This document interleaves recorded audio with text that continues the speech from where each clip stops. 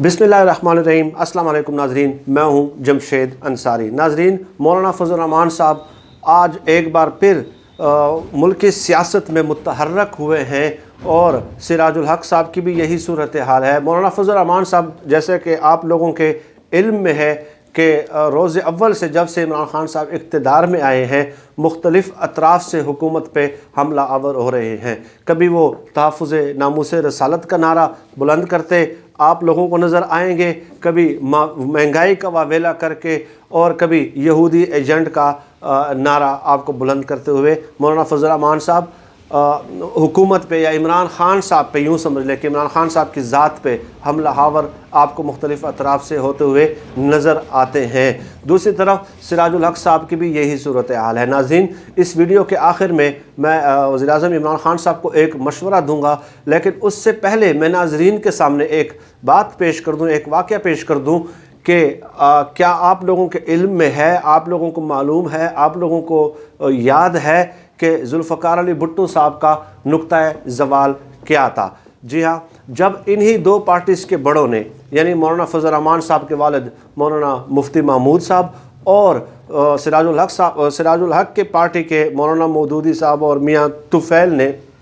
जुल्फ़कार अली भुट्टो के ख़िलाफ़ धांधली को बुनियाद बनाकर एक तहरीक चलाई कि इलेक्शन में चूँकि हमें शिकस्त हुई है, और हर वो इलेक्शन जिसमें हमें शिकस्त होगी, चंद मजहबी सियासी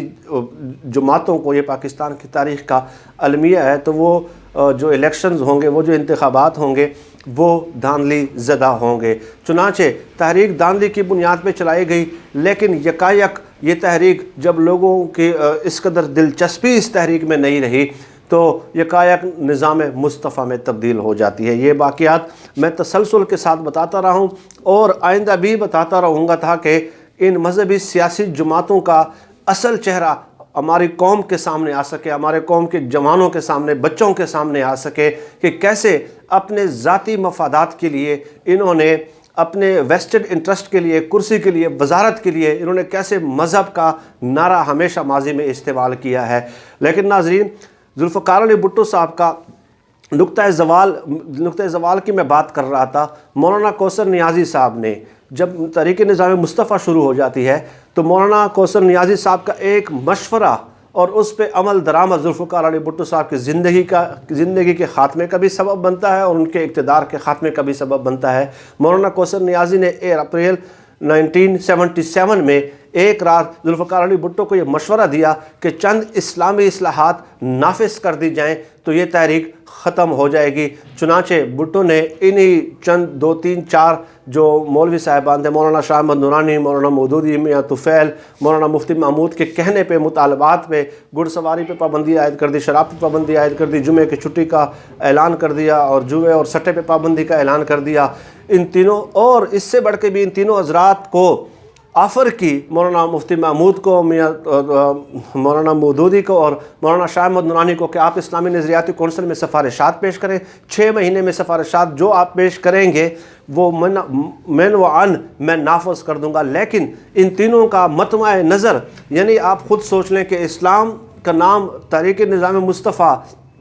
का नारा लेके तो आप बुलंद होते हैं, लेकिन इन तीनों ने इस्लामी नज़रियाती कौंसिल में शमूलियत से, मेंबरशिप से, शामिल होने से, सिफारिशात देने से इनकार कर दिया। क्योंकि आज की तरह उस वक्त भी उनके बड़ों का मसला भी एक ही था कि उन्हें इक़्तिदार में शामिल किया जाए। उनका मसला ना निज़ाम मुस्तफ़ा था, ना ही महंगाई, ना ही कुछ और। नाज़रीन, इस वाक़े से एक नतीजा अखज़ होता है कि भुट्टो जैसा ज़ीरक सियासतदान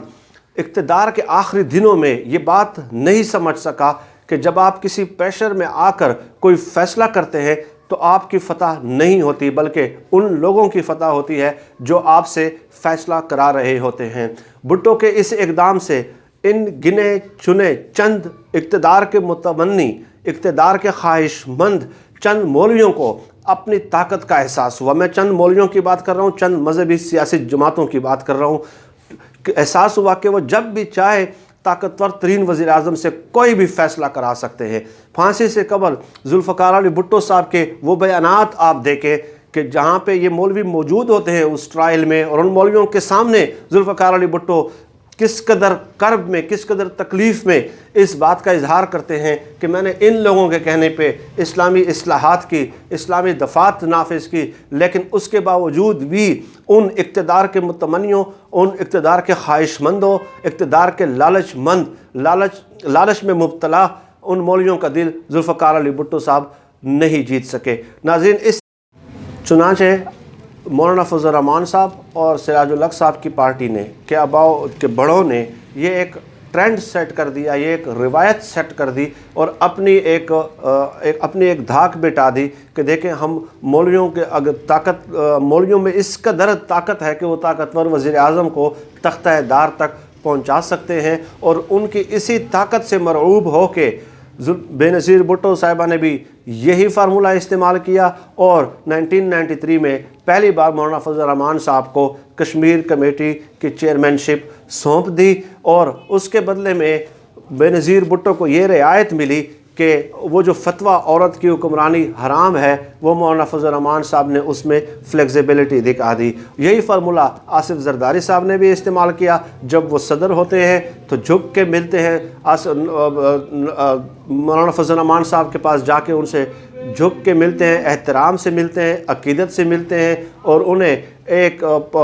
कश्मीर कमेटी की चेयरमैनशिप दे के खामोशी से एक कोने में खामोश बिठा दिया जाता है। चुनांचे उस वक़्त अगर महंगाई 25.3% भी हो तो मौलाना फजल रहमान साहब का मसला महंगाई नहीं होता। और यही फार्मूला नवाज़ शरीफ साहब ने भी इस्तेमाल किया है। मौलाना फजल, इन तमाम वाक़यात का मकसद ये है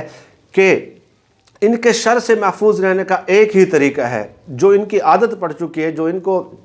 जो इनके फितरत सानिया बन चुकी है, जो इनकी जबिल्लत में शामिल हो चुकी है कि चूँकि हम ताकतवर हैं और तमाम ताकतवर वज़राए आज़म से हम अपनी बात मनवाते रहे हैं और बात क्या थी कि वो हमें इक़्तिदार में हिस्सा देते रहे हैं और आप भी उन्हीं की तरह हमें इक़्तिदार में हिस्सा देंगे तो तब आपके लिए हम मुश्किलात खड़ी नहीं करेंगे। लेकिन मेरा इमरान खान साहब को एक मशवरा है कि इमरान खान साहब तब्दीली का नारा लेके इस मुल्क में आए हैं और इमरान खान साहब ने माफिया के सामने सरेंडर न करने के अज़्म का मुसलसल 23-24 सालों से इजहार किया है। तो वो इन चंद इक़्तिदार के मुतमन्नी, इक़्तिदार के ख्वाहिशमंद